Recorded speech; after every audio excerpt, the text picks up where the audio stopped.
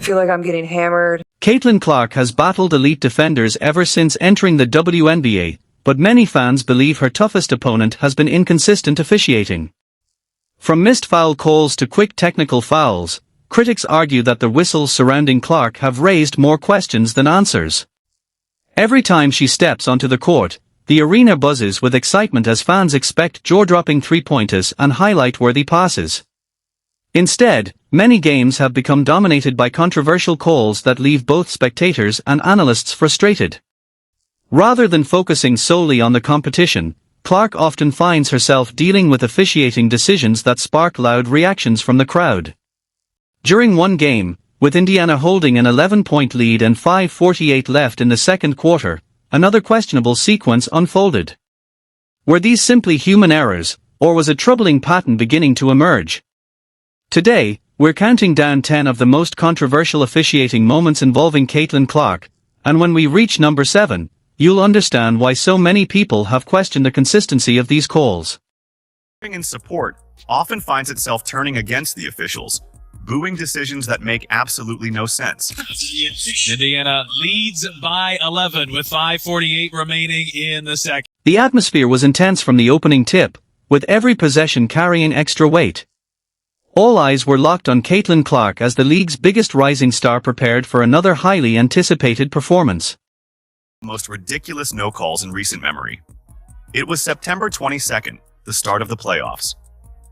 Only a few minutes into the contest, Dijonai Carrington aggressively reached for the basketball but made contact with Clark's face instead, striking her directly near the eye. Clark immediately blinked repeatedly while trying to regain her composure as fans waited for a whistle that never came.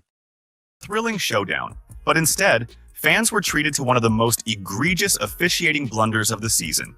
The crowd reacted instantly, expecting officials to call at least a personal foul, if not review the play for something more severe. Instead, play continued uninterrupted. Clark, visibly bothered after the contact, struggled to settle into her usual offensive rhythm, leaving many wondering why the officials chose not to intervene.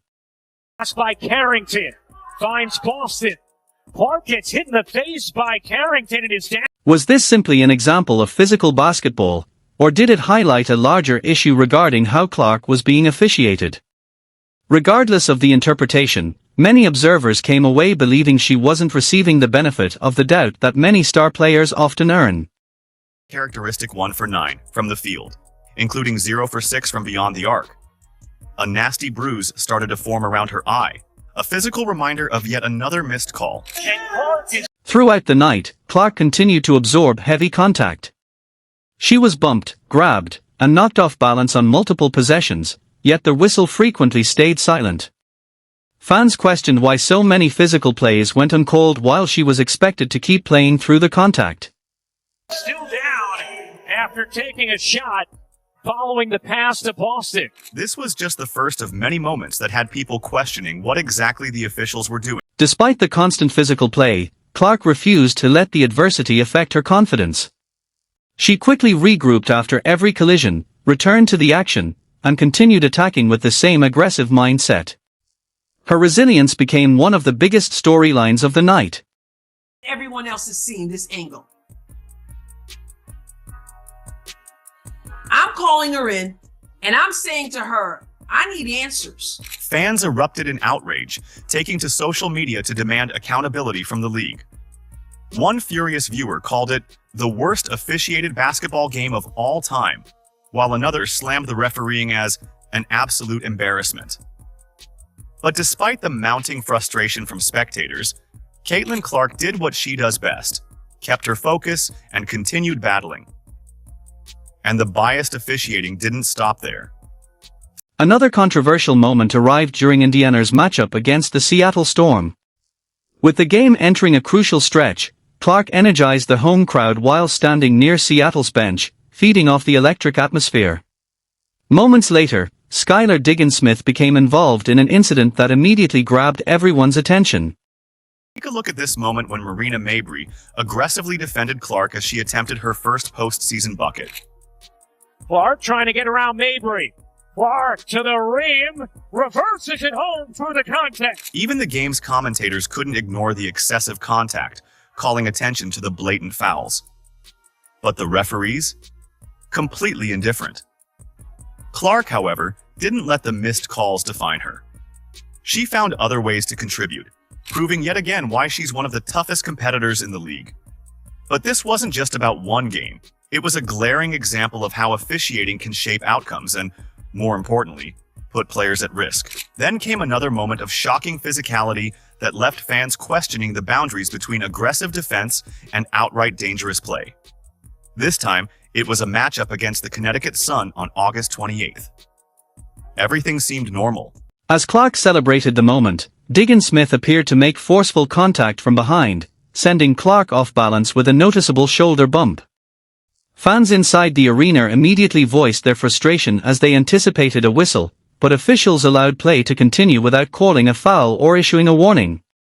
Here at the heavy contact. The arena gasped in disbelief. The hit was brutal, yet somehow, the officials only assessed a common foul. Fans were livid.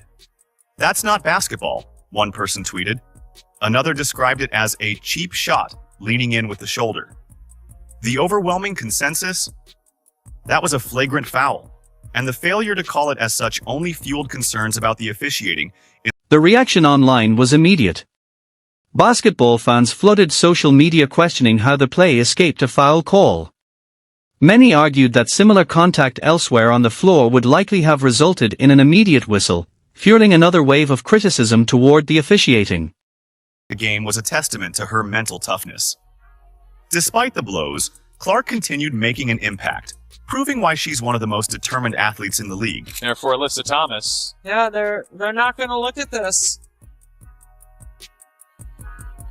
That's got they might. It's gotten the fans here fired up. What frustrated many observers even more was the contrast in how emotional reactions seemed to be handled.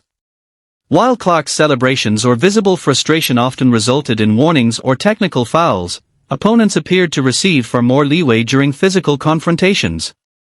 The debate over consistency only continued to grow. An unexpected source. Imagine this: a timeout, a fired-up rookie rallying her. The controversy intensified later in the game. With 7:14 remaining in the third quarter, Clark missed a shot and briefly tapped the basket support in frustration.